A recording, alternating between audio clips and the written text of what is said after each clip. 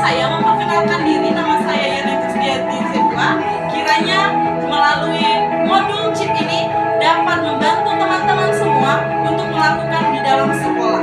Terima kasih. Yuk dengerin penjelasan. Oke. Teman-teman, pentingnya evaluasi pembelajaran menggunakan model konteks, input, proses dan produk CHIP di TK atas presentasi Yana Kristianti Zebua.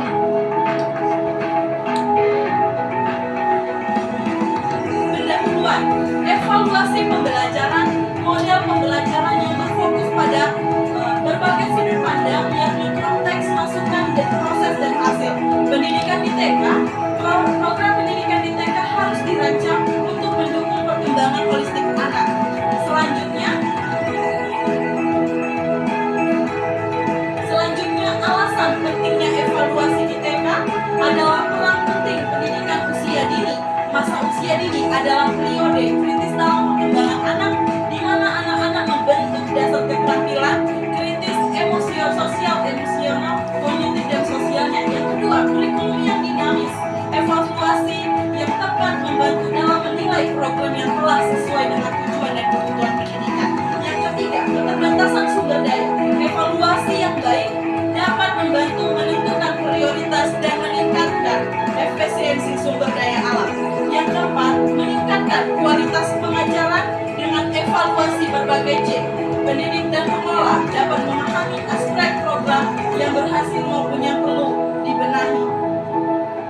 Selanjutnya, tujuannya. Tujuan pertama dari sini adalah mengidentifikasi kebutuhan peserta didik. Yang kedua, mengukur ketersediaan sumber daya dalam mendukung program. Yang ketiga, menilai keberlangsungan program serta mengidentifikasi hambatan.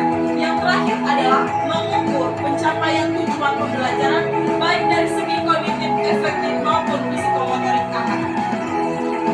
Pembahasan yang pertama, evaluasi konteks. Yang kedua, evaluasi input. Yang ketiga, ada evaluasi proses. Yang keempat, ada evaluasi produk. Evaluasi konteks, yaitu evaluasi ini berfokus pada bahan yang dibutuhkan ketika pengajaran. Yang kedua, kegiatan yang dilakukan di TK biasanya dengan cara melakukan parenting terhadap anak. Pentingnya parenting terhadap anak adalah membentuk dasar kepribadian dan etika anak. Yang kedua, mendukung perkembangan emosional anak. Yang ketiga, menanamkan kebiasaan anak. Yang keempat, mengajarkan kemandirian kepada anak. Selanjutnya, evaluasi input. Di sini terdapat bahwa fokusnya pada perencanaan serta strategi yang akan diterapkan di sekolah TK. Parenting sudah dirancang terlebih dahulu kepada kepala sekolah dan sudah disepakati bersama oleh dewan guru. Untuk perihal pembiayaan serta pelaksanaan, pentingnya meliputi seminar, kunjungan kelas serta outbound dilaksanakan sesuai dengan kesepakatan dan minat masing-masing. Evaluasi proses. Di dalam proses ini ada pelaksanaan, yaitu objek dan evaluasi proses ini memastikan apakah kegiatan parenting sudah dilaksanakan. Yang kedua itu ada hambatan. Di dalam evaluasi proses dan pelaksanaan pasti ada hambatan.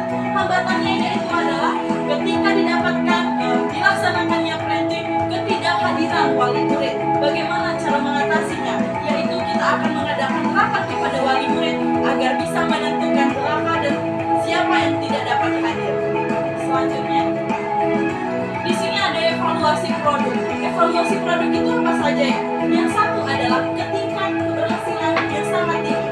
Yang kedua, adanya antusias. Kalau kita semangat dalam melaksanakan parenting, ini akan mendukung program kita. Yang ketiga, parenting ini bisa menjadi tolak ukur guru dan orang tua. Selanjutnya, penutup dari evaluasi CHIP ini adalah model evaluasi CHIP memberikan kerangka kerja yang sistematis dan memberhasil untuk mengevaluasi pembelajaran TK. Yang kedua, dengan melakukan evaluasi aspek konteks, masukan proses dan produk. Yang ketiga, evaluasi ini diharapkan untuk meningkatkan kualitas pendidikan di TK serta mendukung perkembangan optimal anak-anak usia dini. Terima kasih untuk teman-teman yang sudah hadir di channel ini. Semoga dengan penjelasan ini kalian dapat